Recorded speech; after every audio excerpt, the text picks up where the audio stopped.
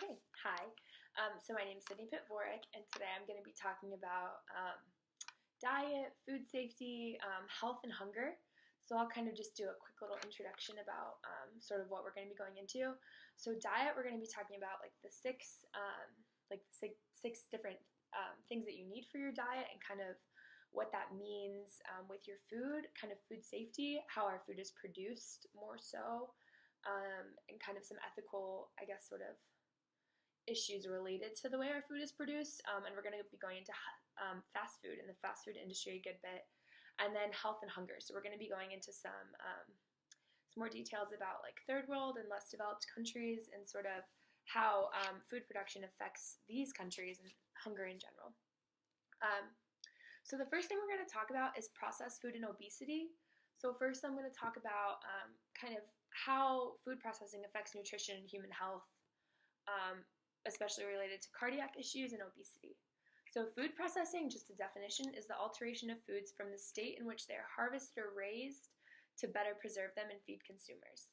So obviously most foods are processed in some way, but we're really going to focus on chemical processing, which is kind of changing the makeup of the food. So for example, you can cut an apple from a tree, and that's technically food processing, but it's not really what we're going to be talking about. So kind of the reason that people process food is to make it keep longer, or to be produced more quickly in larger quantities. So food processing, overall has negative impacts on human health. So according to Medical News Daily, the high levels of high fructose corn syrup in many processed foods actually lead to insulin resistance, high triglycerides, increased levels of harmful cholesterols, and increased fat accumulation in the liver and abdominal cavity, which really kind of goes into obesity and things like that. So a lot of people that eat highly processed foods actually have more fats build up in their bodies, which kind of can actually, obesity in general can kind of crunch, like it sort of limits their kidneys and liver and things like that. So all of the fat in the body sort of crushes these internal organs, which obviously has really negative impacts on human health in general. And sort of the bottom line with this is processed foods have high quantities of sugars, and having these high quantities in the body often can lead to heart disease, and other cardiac problems, diabetes, obesity, and some cancers even. Processed foods are often high in trans fats, which can increase the risk of heart disease as well, and then low in fiber, which causes digestive problems, and kind of going into the future, it can also cause colon and rectal cancers. So now we're going to go on to some of the counter arguments, sort of the reasons why we have processed food in general, and kind of what this means. So food processing began in prehistoric times as a way to feed mass quantities of people, so kind of hunter-gatherer times. By keeping certain foods from spoiling in the mass production capabilities, it helped feed and grow populations. And in fact, food processing as an industry is likely the stepping stone that led to urbanization. And this is from the American Journal of Clinical Nutrition. Processed foods also contribute to meeting the nutritional needs of humans in a cost-effective way. So in less developed countries especially, processed foods are necessary to ensure that larger quantities are available for the masses at lower costs. Also with food processing, there's sort of an ability to add nutrients to foods that wouldn't otherwise be there naturally. So it kind of provides some more quick energy and simple carbohydrates to people that really need them.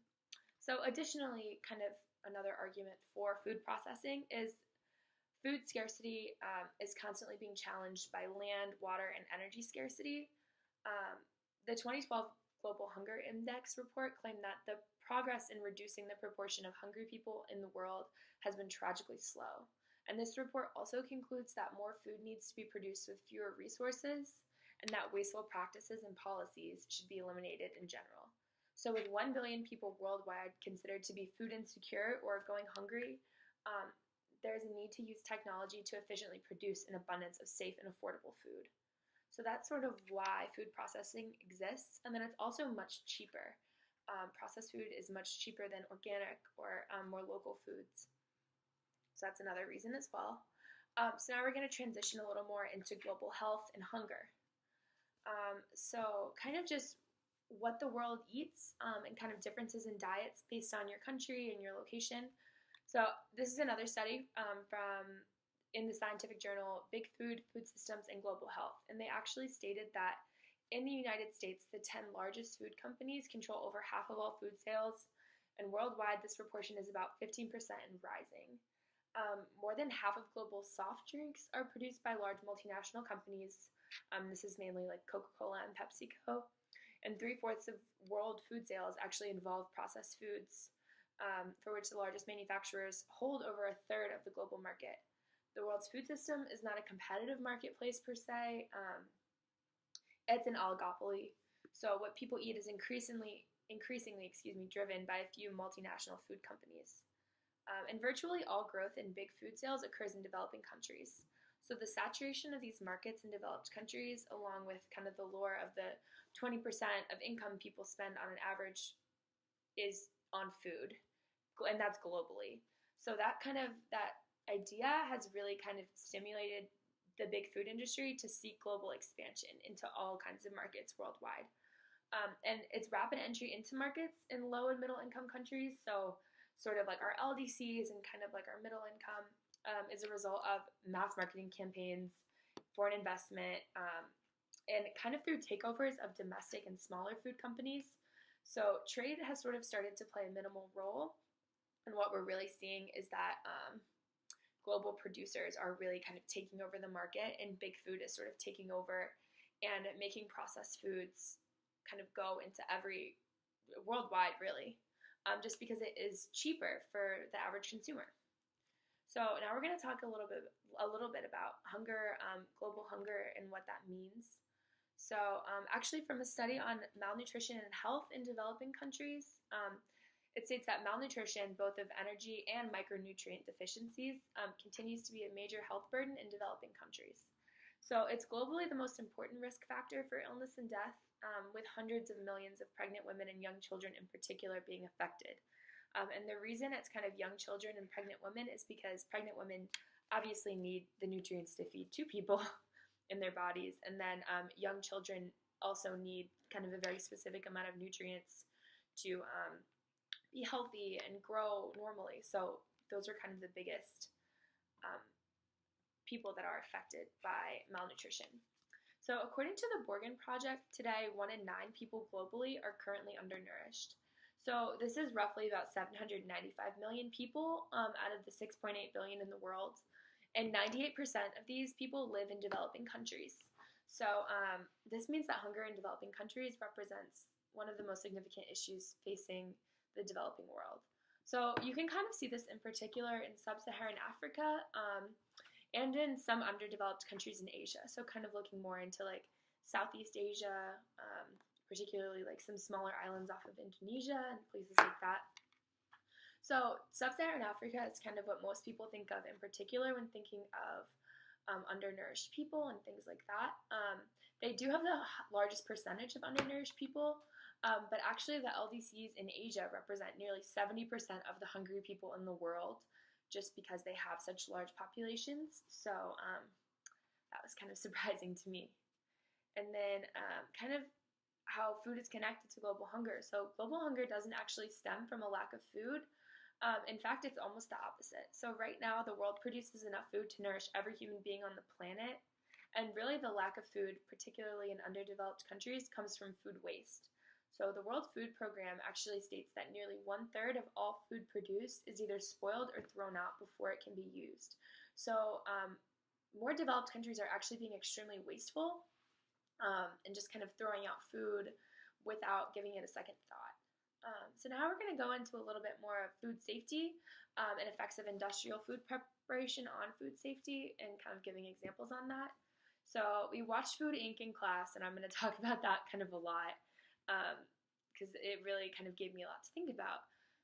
So kind of, you kind of see the industrial food production and the way it's set up, and it's just not necessarily it's definitely not sustainable, and then it's also not really safe. So there are government entities, like the FDA, that are supposed to go in and kind of look at these big industrial food producers, and kind of from there they sort of make decisions and kind of they're supposed to keep these industries in check. But the way it works actually is that one person, so there's one person that works for the FDA that is supposed to kind of regulate and watch a huge section of farms and industry and things like that, and kind of look over it and make sure that they're kind of abiding by the rules and regulations placed in the FDA.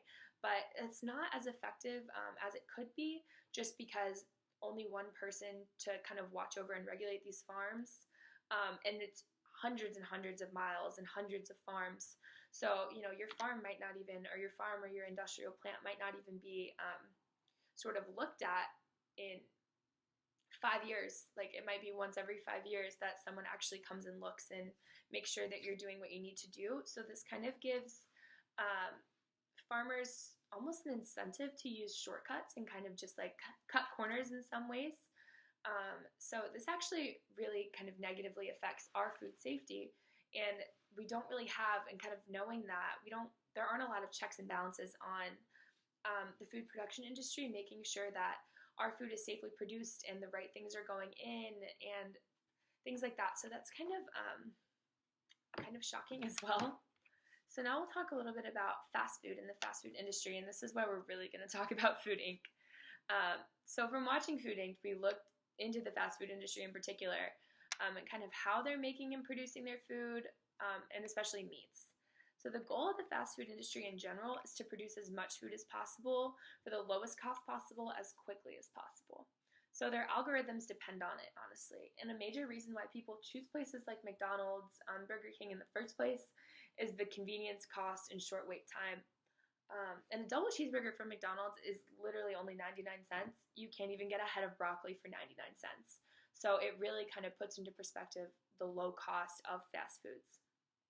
Also, kind of going along with that, so unhealthy snack foods at the grocery store even are cheaper because commodity crops like corn, wheat, and soybeans are heavily subsidized. And so kind of what we're seeing at grocery stores is these snack foods have mostly these commodity crops that are so heavily subsidized and so heavily produced, we have an abundance of, and they're using things like high fructose corn syrup and other kind of dangerous and harmful additives to make these foods taste better almost for us as the consumer. So it's appealing for us because it's cheaper to buy these unhealthy snack foods than it would be to buy like produce, for example. And actually, in the US, McDonald's is the largest producer of ground beef, potatoes, apple, pork, and tomatoes. And they want their food to taste the same everywhere, so they have a lot of influence on the system in general. So even if you don't eat at fast food restaurants, you may be eating meat produced by this system still. And today, the top 4 beef packers produce 80% of meat on the market. And this is in the United States.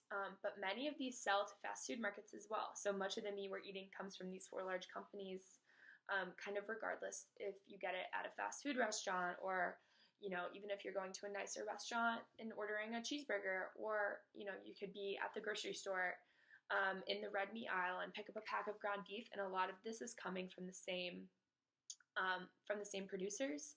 So kind of these harmful additives and sort of the unethical way that a lot of these meats are produced is going to be the same. So it's pretty difficult to avoid at times. And truthfully, the fast food industry controls a huge portion of our crops that we're getting, even at grocery stores. So this can cause huge problems in public health and safety in relation to our food supply, because the way a lot of these foods are produced, as we saw in Food Inc., include inputting high amounts of cholesterol, unnatural additives and preservatives, high fructose corn syrup, and things like that are just really not good for our health. And kind of even from class lectures, we discussed how large amounts of these things in our food is often related to heart disease, digestive problems, diabetes, obesities, and even some cancers. So really it kind of has a lot of harmful effects, and that'll put us into public health as well. So kind of just what should we be concerned about with the way our food is produced and public health? And kind of just what we talked about, like the way that the food industry runs is based wholly on efficiency and cost effectiveness. There's very little regard for our health in the food production industry, and oftentimes there really is a connection that you can see between income level and obesity and diabetes, because food production costs are much lower for heavily processed foods, and they're much higher for more natural or organic foods. So we're seeing people kind of in LDCs or even with lower incomes and salaries, kind of spending less money on food because they have less money to spend on food,